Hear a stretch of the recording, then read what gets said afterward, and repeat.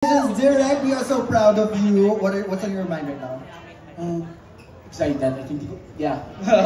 Oh my God, ganun pala, shy type pala si Direct, no? Medyo hindi lang ako sanay dito sa mga parts. Kasi I'm a screenwriter, so Laging behind the Yes, camera. yes. Ngayon, ikaw naman naka-spotlight. Yes. And we want to know what you have to say.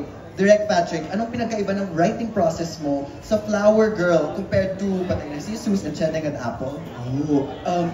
Yung Flower Girl, sinulat ko siya 2019. I mean, pinitch ko siya 2019. Sinulat siya 2020 sa nagka-pandemic. Then, na-shoot namin 2024. Natapos post-prod 2025. Ganun kabagal gumawa. Sabi yung ChatGPT, deserve daw palitan ng AI. No, Just kidding. no AI could never replace this wonderful brain of yours, Direct Patrick. No, we are so excited to see your brainchild. Siyempre, baby mo to eh. And excited ka. Pero I think andun pa rin naman yung humor ng Patay na sa Sus, Cheneng at si Apple, ng Tito, Irreverent, yeah.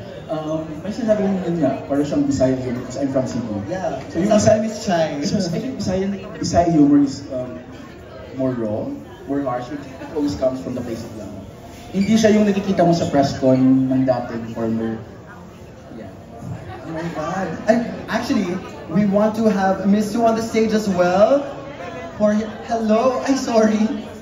Hello, Nude. The Nude Goddess. Hi, Miss Sue. Oh my gosh.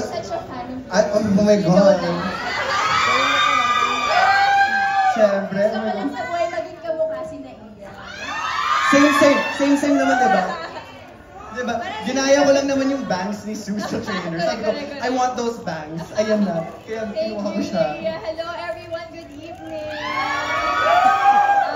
Yeah, this movie means so much, especially sa mga panahon ngayon, no, na talagang talamak ang pagdedegrade sa mga kapatid natin from the LGBT community, and not only sa mga LGBT, pati sa mga kababaihan, sa mga kalalakihan. So, what this film really screams for is yung equality for everyone. Wala namang masama kung pantay-pantay tayo, di ba?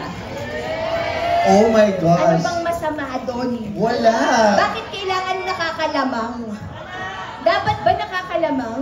Hindi. Amen? Grabe, wala pa akong tanong kay Miss Sue. Wala pa akong tanong. Nagsalita na. Nagsalita na siya. Happy Pride. Happy Pride. Gusto ko nang manood.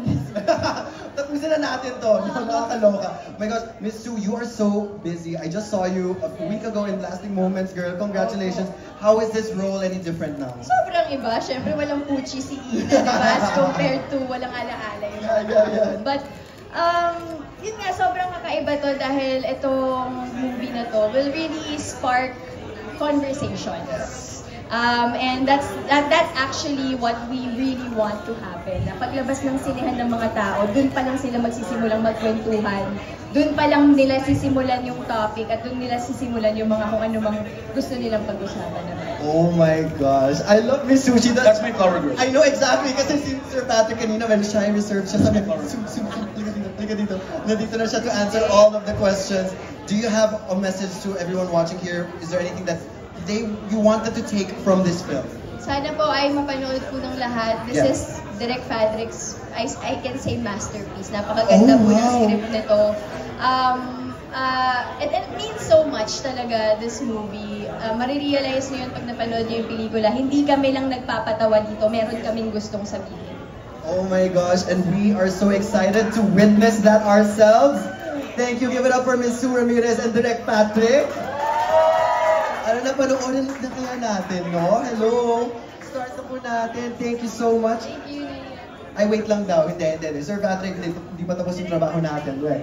Magsalita ka pa dito, Direct. What possessed you to write something like this? Nabanggit rin si na parang it's really about equality.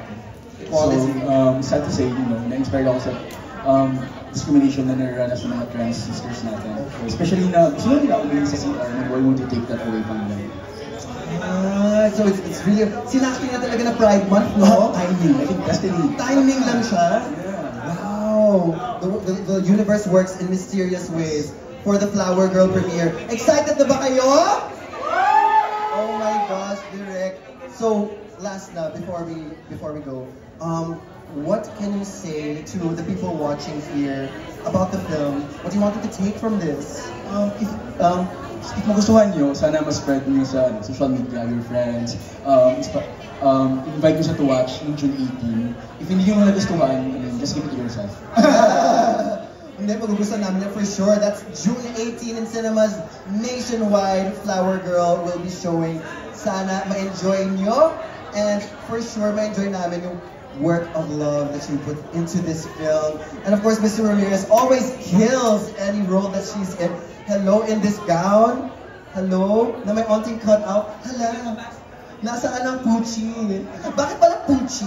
Bakit Pucci ang word natin? I think it's a friendly term for kasi gusto, balita ko dapat may Pucci ngayon eh. Dapat may Pucci, pero ay,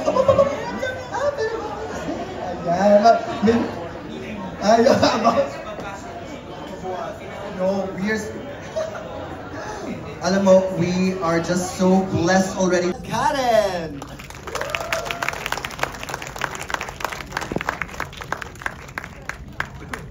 Maxi Andresen!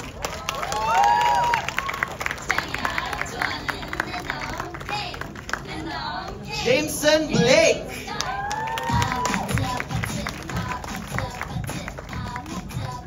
Martin Del Rosario.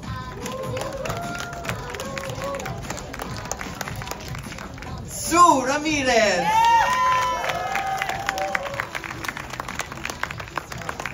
And of course, Direct Patrick Tabada.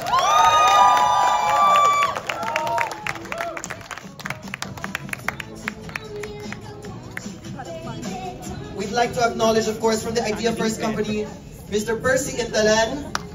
From October Train Films, Mr. June Lana. From Creation Studios, Mr. RJ Agustin. And Mr. Real Florido. Also here today, Mr. Rex Tiri, Mr. Sonny Fortuna, Ms. Ronaldin Kalangian, and of course, the Dolly De Leon. All here to represent Creation Studios. From the Idea First Company, we'd also like to acknowledge Supervising Producer Omar Sortitas, DOP Cara Moreno, Assistant Director Renz Estacio, Associate Producer Cian Pamador, Script Continuity Teren Terumetam, Stylist Jonah Bayaran, Production Designer Josiah Hiponya, Music Teresa Barroso. Oh my God! Hi Direk!